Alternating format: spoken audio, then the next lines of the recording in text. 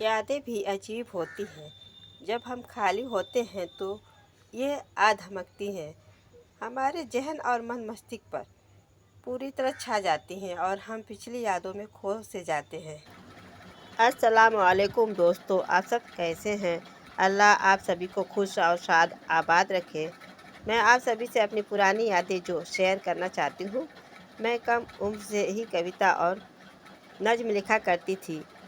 जब मैं इंटर में थी तो मेरी एक गज़ल जो प्रकाशित हुई थी पत्रिका में, उसमें मेरा नाम भी था। इस वजह से मेरे पास ढेरों उसमें मेरा एड्रेस होने की वजह से बहुत से पत्र, बधाई पत्र मुझे मिले और मुझे बहुत खुशी हुई और उसमें मेरा नाम भी था और इस वजह से मैं भी बहुत खुश थी। पहली बार मेरी रचना प्रकाशित हुई थी और इतने बधाई पत्र, मेरा मन खुशी से मोर की तरह नाचने लगा। बहुत से पत्रों में 2 पत्र ऐसे भी थे जिसमें मुझे बहन कहकर संबोधित किया गया था। दोनों पत्र मेरे दिल को छू गए और मैंने उन्हें मुँह बोला भाई बना लिया। एक भाई मध्य प्रदेश का तो दूसरा भाई मुजफ्फरपुर का, जो कलकत्ता में नेवी की पढ़ाई कर रहे थे। हमने एक दूसरे को देखा भी नहीं था। हम भाई बहन का रिश्ता एक आदर्श रिश्ता बन गया। हम सभी के घर वाले भी इस रिश्ते से खुश थे। सावन का महीना शुरू होते ही मैं रक्षाबंधन की तैयारी में लग जाती थी।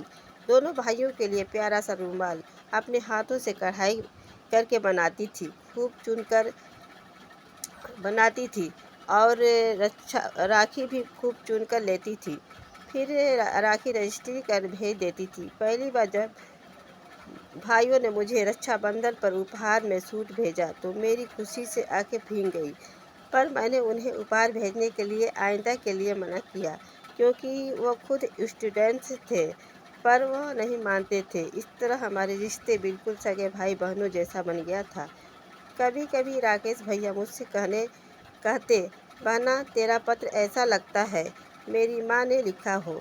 खाना टाइम से खा लेना, बहुत धूप है, पानी पी कर धूप में निकलना, वगैरह वगैरह। तू बिल्कुल माँ जैसी लगती है। और हाँ, तुझे जब भी इस भाई की ज़रूरत हो याद कर लेना, मैं भाई का फर्ज निभाऊंगा। इसी तरह हमारे रिश्ते बहुत खूबसूरत और प्यारे बन गए थे। हम बहुत ही खुश नसीब थे जो ऐसे भाई मिले थे जो मेरा बहुत ख्याल करते थे और मैं भी बहुत खुश रहा करती थी। और एक बार रक्षाबंधन और जब पड़ा था तो मेरी राखी सबसे पहले पहुंच गई थी।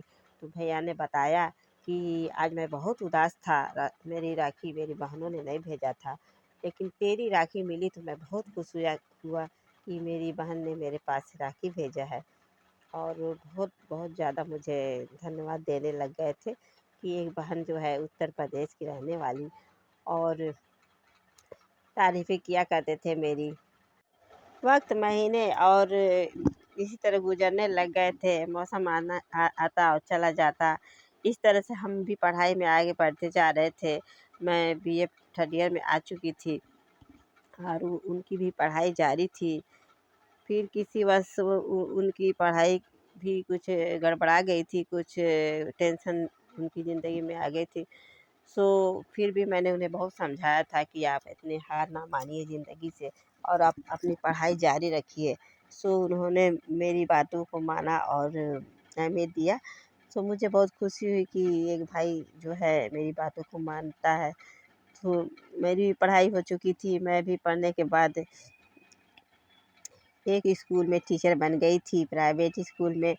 सो भाई मुझे जब भी पत्र लिखते तो चिढ़ाते मुझे कि चश्मा लगा कर तू कैसी लगती है। हालांकि मैं चश्मा नहीं लगाया करती थी, लेकिन कहते थे मैडम तो चश्मा ही लगाए रहती हैं, सो तू भी लगाया करती होगी।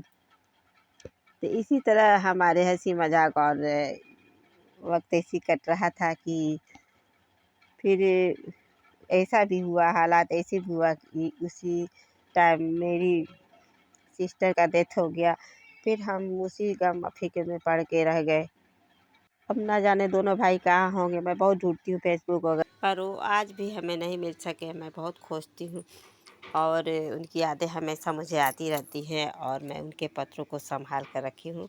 और जब भी यादें ताज़ा करना होता है तो मैं उन्हें पढ़ के यादें ताज़ा कर लेती हूँ, उनको याद कर लेती हूँ। दोनों भाइयों को, ना जाने मेरे दोनों भाई कहाँ होंगे जो भाइयों से बढ़कर थे, और मैं अभी भी उनको याद करके खो सी जाती हूँ।